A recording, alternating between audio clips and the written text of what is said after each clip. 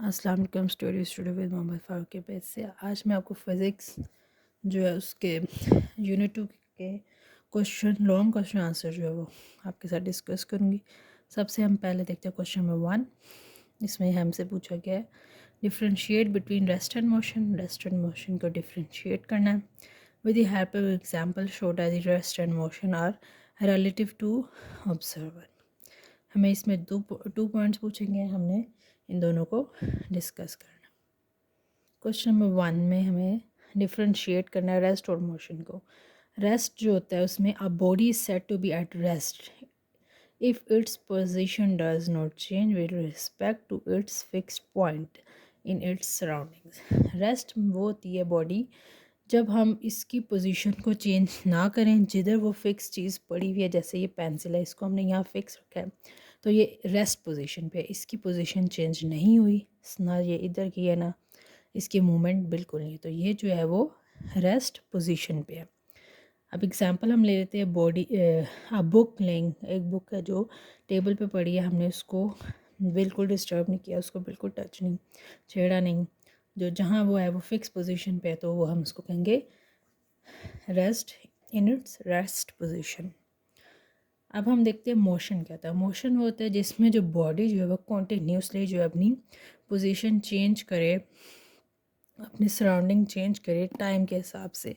जैसे ये पेंसिल है या एक कार है, वो मूव कर रही है with respect to its position, continuously जो है वो चेंज हो रहा है सराउंडिंग से, और टाइम भी पास हो रहा है, उसको हम कहेंगे कि ये जो है बॉडी जो है वो मोशन में है, बॉडी इज़ इन मोशन।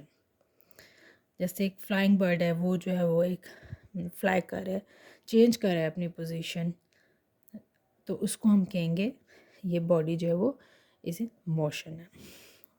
अब इसका सेकंड जो है वो हमारे पास क्या है कि हमने मोशन और रेस्ट को जो है वो रिलेटिव करना, तो हमारे पास पेज नंबर 36 पे जो है वो इसका आंसर है ये वाला। हमारे पास इसका आंसर है rest and motion are relative. वो एक दूसरे से कैसे रिलेटिव है, कैसे रिलेटिव है कि object can be at rest and in motion at same time. जो है वो एक ही वक्त में जो है वो मोशन में भी हो सकते हैं और रेस्ट में भी हो सकते हैं। इसमें जो हम कैसे कह सकते हैं रेस्ट फ्रॉम मोशन कैसे एक दूसरे से मुख्तलिफ है, जैसे कार का स्टार्ट होना, its position with refers change हो रही है, लेकिन we say that car is moving, ये गाड़ी जो है वो मूव कर रही है। अब हम इसके एक और लेते हैं earth is spinning on its axis. Earth जो है वो अपने एक्सिस पे स्पिन कर रहा है, so car along with its road is also in motion. तो इसी तरह कार भी जो वो मोशन में है, लेकिन not only its this but earth is also moving around this sun. जो अर्थ जो वो सन के गिर्द रिवॉल्व कर रहा है, और इसी तरह जो है वो with rest of the solar system भी जो है वो एक दूसरे के साथ मूव करे। तो इस लिहाज से हम कहते हैं कि जो है वो रेस्ट और मोशन जो है एक दूसरे से रिलेट है थ्रू आउट दी, जैसे स्पेस में हम ट्रैवल करते हैं तो ये दोनों एक दूसरे से रिलेट है। तो हमारे पास ये इसकी फ्यू एग्जांपल्स हैं यहाँ तक। तो ये हमारा जो क्वेश्चन नंबर 1 जो लॉन्ग वो यहाँ पे कंप्लीट होता है।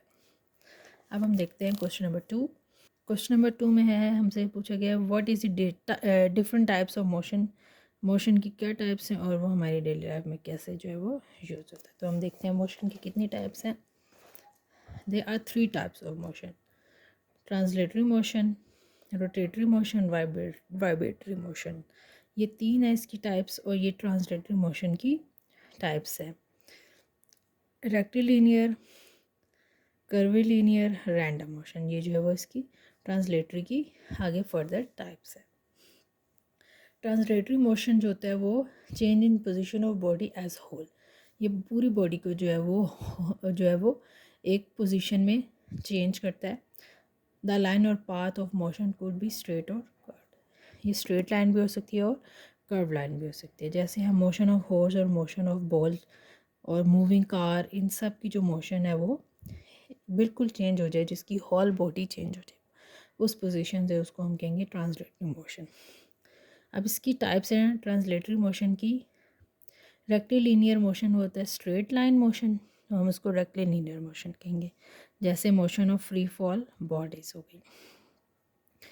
कर्वे लीनियर में जो है वो कर्व की शेप में मूव करेगा, जैसे motion of cricket ball being hit for 6, एक कर्व की शेप में जो है वो मूव करना, मोशन करना, हरकत करना, उसको हम कर्व लिखेंगे। रैंडम जो होते हैं वो इरेगुलर किसी भी जो है वो शेप में मूवमेंट करना, जिगजैग करना, सर्कुलर करना, ये रैंडम मोशन में आ जाता है।